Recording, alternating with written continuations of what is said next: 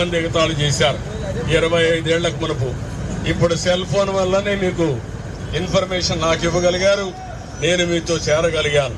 నిన్న మీరు చూసుంటారు, డ్రోన్లు పెట్టాను. డ్రోన్లు పెట్టి మొత్తం తెప్పించా. ఇప్పుడు డ్రోన్లు పంపించి చెత్త అంతా కూడా చూస్తున్నా, రోడ్లన్నీ చూస్తున్నాను. ఎక్కడ చెత్త ఎక్కువ ఉంటే అక్కడ మళ్ళా వ్యాన్ పంపించి, ట్రాక్టర్ పంపించి ఆ చెత్త అంతా తీసే కార్యక్రమాన్ని శ్రీకారం చుట్టాం. ఇట్లా ప్రతి ఒక్క పని కూడా ఎక్కడికక్కడ టెక్నాలజీ కూడా ఉపయోగించి ప్రజలకు మేలు జరిగే కార్యక్రమాలు చేస్తున్నాను. మీరు ఇంకొక విషయం కూడా ఆలోచించాను. ఇక్కడ చాలా మంది ఉన్నారు, మీరు కొంతమందికి ఇప్పుడు అర్థం కాదు నేను చెప్పేది, మీరు కూడా అర్థం చేసుకోవాలి. రాబోయే రోజుల్లో పని చేసే దాంట్లో కూడా మార్పులు వస్తున్నాయి. ఆ విషయం మీరు గుర్తుపెట్టుకోవాలి. ఎందుకు వస్తున్నాయంటే మనకు ఫ్లెక్సిబిలిటీ, నాకు సమయం ఉన్నప్పుడే నేను పని చేస్తా, అవతలకి అవసరమైనప్పుడే పనికి పిలుస్తారు.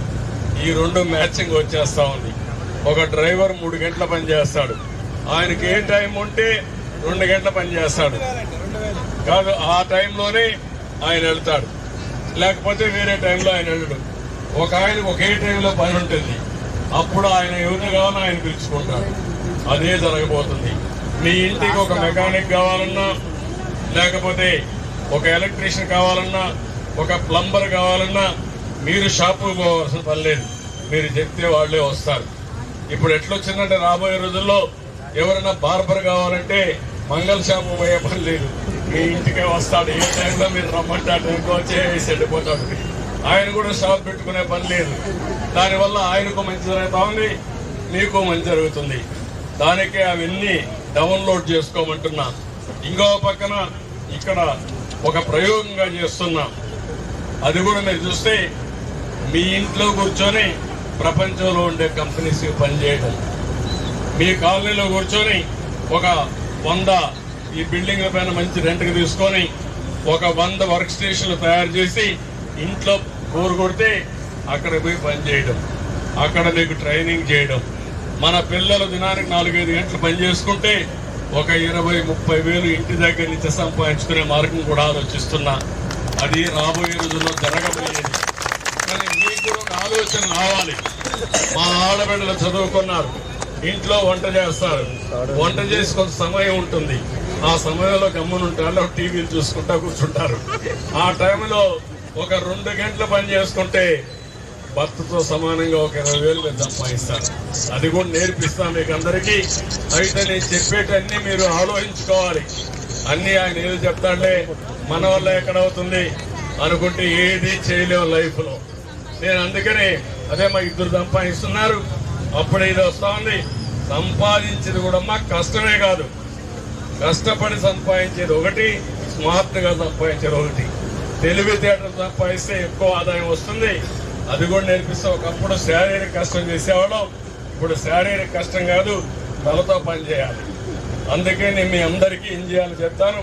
అందుకే నేను ఈ విధానం చెప్పింది. రాబోయే రోజుల్లో ఫ్లెక్సిబుల్ వర్కింగ్ అంటే మనకి ఎప్పుడు అవసరమైతే అప్పుడే పని చేస్తాం, వాళ్ళకి ఎప్పుడు అవసరమైతే అప్పుడు పని చేయించుకుంటారు. మొత్తం అన్నీ కూడా ఆన్లైన్లోనే అయిపోతూ ఉంటాయి. ఫిజికల్గా కూడా పోవాలి. ఈరోజు కార్ డ్రైవర్ ఉన్నాడు, ఆన్లైన్లో కాదు, కారు డ్రైవరే పోవాలి. బస్తా మోయాలంటే మనిషే మొయ్యాలి. కానీ దానికి కూడా మళ్ళీ రోబోస్ కూడా వస్తాయి. నిన్న మీరు చూశారు, డ్రోన్ పెట్టాను. డ్రోన్ పెట్టి ఏం చేశాను, ఆ బిల్డింగ్ అంతా ఉంది, ఆ పైకి పోవాలి, ఆ పైకి మోయలేము కాబట్టి ఇవ్వలేదు. ఇక్కడ నుంచి ప్రోగ్రాం పెట్టి ఆహార పట్ల వాడి పంపించారు. రేపు రాబోయే రోజుల్లో ఈ బిల్డింగ్ మీద కూర్చొని మొత్తం ఈ సిటీ అంతా కూడా సగానికి సరఫరా చేయొచ్చు. ఆ బిల్డింగ్ పోవాల్సిన పని లేదు. ఇప్పుడు మందు కొడుతున్నాం, ఏది బ్లీచింగ్ కానీ ఇవన్నీ కొడుతున్నాం. దానికి కూడా 15 మంది పనిచేసి ఒక డ్రోన్ పనిచేస్తుంది. అది కూడా ఉపయోగిస్తున్నాం. ఇంకో పక్కన మొత్తం ఫోటోలు తీస్తున్నాం. ఫోటోలు తీసి నేరుగా శానిటేషన్ స్టాఫ్ పంపిస్తాం, వాళ్ళు వచ్చి క్లీన్ చేస్తారు. మళ్ళా ఒకసారి పంపిస్తున్నాం, మళ్ళా ఒకసారి చూస్తున్నాం చేశారా లేదా. సాయంత్రానికి ఆటోమేటిక్గా వస్తుంది. చేసిన వాళ్ళ శభాష్ అంటాం, చేయకపోతే వాళ్ళ పైన చర్యలు తీసుకుంటాం. అలాంటి సిస్టమ్స్ అన్నీ వచ్చేస్తున్నాయి. ఇవన్నీ ఎందుకు చేస్తున్నామంటే మీకు మెరుగైన సేవలు చేయాలి, తక్కువ ఖర్చుతో మీ అందరికీ మంచి చేయాలనే ఉద్దేశంతో చేస్తున్నాం. భవిష్యత్తులో ఇవన్నీ ఉంటాయి. విజయవాడ ఈ ప్రాంతంలో మీరు అందరున్నారు, మీకు చాలా కష్టాలు వచ్చాయి, కానీ ఇదే చివరిది కావాలి. మళ్ళా ఇలాంటి సమస్య పునరావృతం కాకుండా చేయడం కోసం నేను ప్రయత్నం చేస్తున్నా. ఈ విజయవాడ వాళ్ళందరూ హైదరాబాద్ పోయారు, అమెరికా పోయారు, బ్రహ్మాండంగా పనులు చేస్తున్నారు. మీరు మాత్రం ఇక్కడే ఉన్నారు. ఇప్పుడు నేను అనుకోవడం ఏంటంటే విజయవాడలో ఉండే మీరు కూడా అమెరికాలో పోయిన విజయవాడ వాళ్ళకంటే ఎక్కువ పని చేసే విధంగా నేర్పిస్తా, చేయూతనిస్తా. మీరు కూడా నేర్చుకుంటే ఆకాశమే అద్భుతంగా ముందుకు పోతాం. ఇది ఒక్కొక్కసారి మీరు గుర్తుపెట్టుకోవాలి. ఎప్పుడు చెప్తా ఉంటాను నేను, సంక్షోభం ఒక అవకాశం. నాకు ఈ కష్టం వచ్చింది అనుకుంటే మీరు మునిగిపోతారు. కష్టమే మిమ్మల్ని చంపేస్తుంది. ఓకే, మనిషికి రాకపోతే ఎవరికి కష్టాలు వస్తాయి? మొదటి రోజు నేను వచ్చాను ఇక్కడికి, మీ అర్థనాదాలు చూశాను, నాకే అర్థం కాలేదు. ఒక పక్క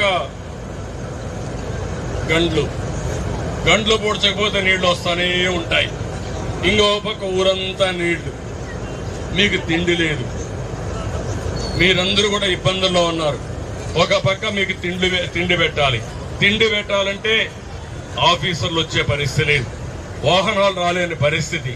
దానికి ఏమేం చేయాలనో డ్రోన్తో సహా హెలికాప్టర్లు కూడా వాడారు. ఇవన్నీ వాడి ఒక పక్క ఇది రీచ్ అయ్యా, రెండో పక్క వర్షం పడతా ఉన్నా ఎక్కడికక్కడ గండ్లన్నీ పుట్టడం కోసం రాత్రింపగుడు చేసి మొన్న మధ్యాహ్నాలకి గండ్లన్నీ పూర్తి చేశా. అదే మరిగా మీరు చూస్తే ఇంటింటికి ఫుడ్ పంపించడమే కాకుండా వైద్యం కూడా 3000 వెహికల్స్ పనిచేశాయి విజయవాడ సిటీలో. అదే మరిగా రోజుకి 10 లక్షల ఆహార పొట్లాలు తెప్పించి మీకు అందజేశాను. కొంతమంది ఆహార పొట్లాలు తినలేరంటే నేను మళ్ళీ ఆలోచించి బిస్కెట్స్ పంపించా, మీ అందరికి అరటి పండ్లు పంపించా, నిన్న మొన్న బ్రెడ్ పంపించా. నిన్న ఈ రోజు నుంచి మీకు అనవసరంగా మీరు ఇబ్బంది పడుతున్నారని ఇంటింటికి మనిషికి ఒక ఎగ్గు కూడా పంపించమని ఆదేశాలు ఇచ్చాను. అంటే నేను ఎందుకు చేస్తున్నానంటే ఇవన్నీ మీరు కష్టాల్లో ఉన్నప్పుడు కనీసం మీకు ఒక శక్తినివ్వాలి, ఒక భరోసానివ్వాలి. నేను డబ్బుల గురించి ఆలోచించడంలో మిమ్మల్ని గురించి ఆలోచిస్తున్నా, మానవత్వంతో ఆలోచిస్తున్నా. చివరి వ్యక్తికి న్యాయం జరిగే వరకు నేను ఇక్కడ ఉంటా, మీకు న్యాయం చేస్తానని చెప్పి కూడా నేను వ్యక్తం చేస్తున్నాను.